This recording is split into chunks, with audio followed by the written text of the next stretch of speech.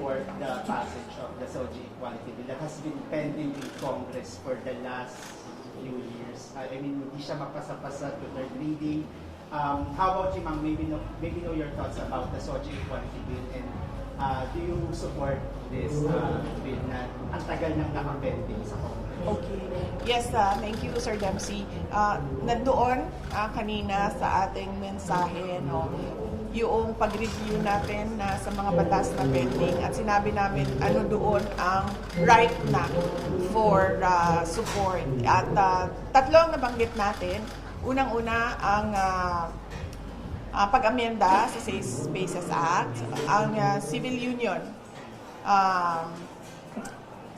Act ni Senator Robin Padilla, and ang pending na bill o batas na mula kay, anong pangalan nung? Sorry, nalimutan ko. Hindi. Tatlo yun eh. Anti-discrimination.